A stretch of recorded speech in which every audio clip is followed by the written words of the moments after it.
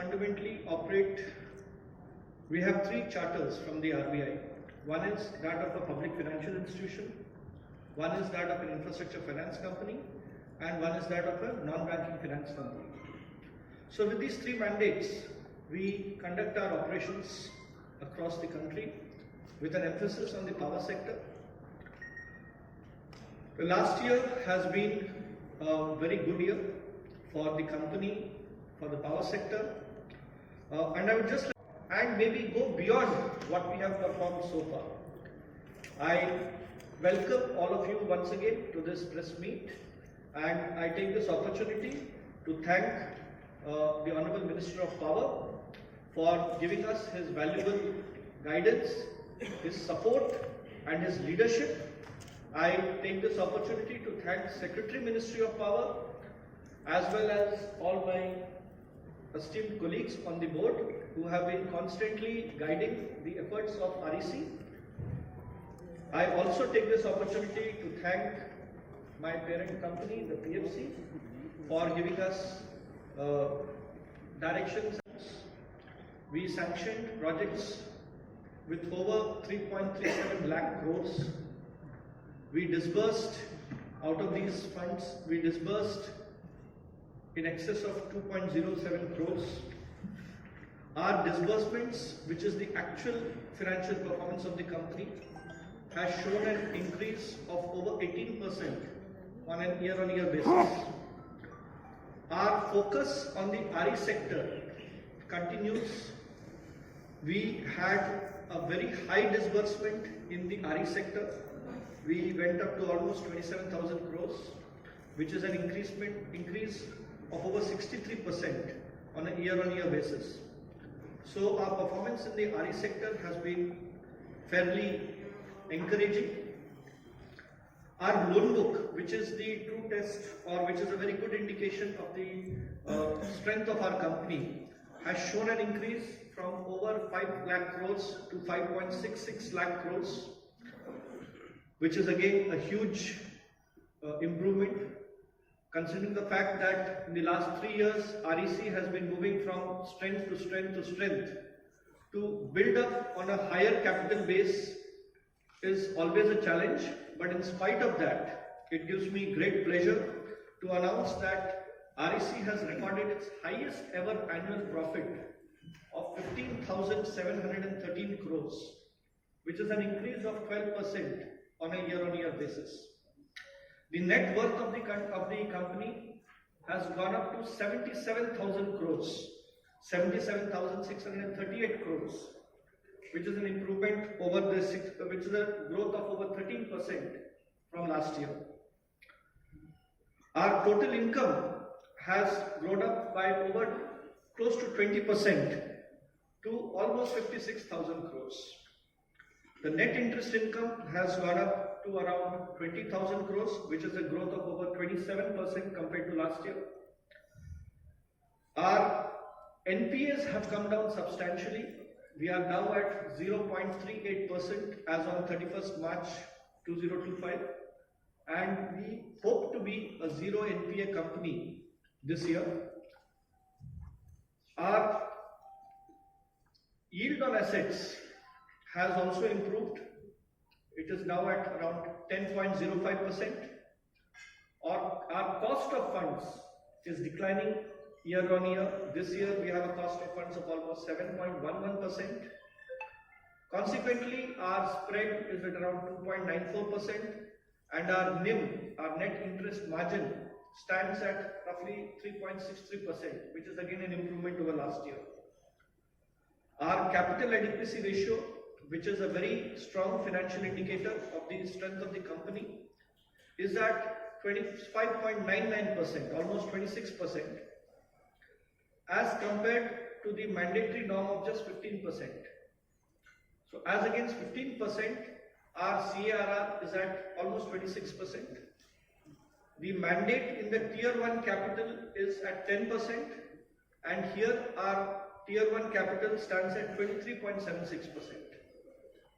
So these are just a few indicators to show that the financial strength of the company is very, very sound, and we hope to build upon this extremely strong foundation and move on to greater strengths. Every year, we give a good dividend to our stakeholders, and it gives me tremendous pleasure to announce that this year the final dividend that we are giving is at 18 rupees per share. So this year overall, we will give around 4,713 crores as dividend to our stakeholders. In addition, we pay income tax to the government, and our income tax is also at around close to 3,800 crores, 3,791 crores. These indicators are in the overall perspective of the huge impetus that Government of India and specifically the Ministry of Power is giving in pushing the power sector across the country. A few indicators that show that how the power sector is evolving and evolving for the better. The legacy dues of generation and transmission companies, which stood at 1.34 lakh crores, have now come down to 25,000 crores in a short span of 3 years. The ACS ARR gap has now reduced to 39 paise per kilowatt hour. Tariff orders of almost all DISCOMs are in place, barring 1 or 2 states. The Government of India, the Ministry of Power, has launched a very ambitious revamped distribution scheme, the RDSS, which seeks to strategically and in a huge manner increase the financial strength of our DISCOMs. We have a healthy asset quality, and that too with an adequate provision coverage ratio. We have strong fundamentals, profitable business, stable margins, leading to strong profitability. As CMD sir has told, we continue to be highly rated, highest rating in fact of AAA by all the 4 major credit rating agencies in India, that's CRISIL, ICRA, CARE and India Ratings. Internationally, we are at par with sovereign ratings of India by Moody's and Fitch. And we continue to be the nodal agencies of the major flagship schemes of Government of India, such as RDSS, Saubhagya, Deen Dayal Upadhyay, and the most recently being the rooftop solar scheme. We have experienced and management team with the sector expertise. We continue to remain the government's trusted arms in major of the flagship schemes of Government of India, as I already told you. The Maharatna status is the highest coveted status that a PSU can enjoy, and in fact we are only amongst the 14 PSUs who have been accorded this coveted status of Maharatna.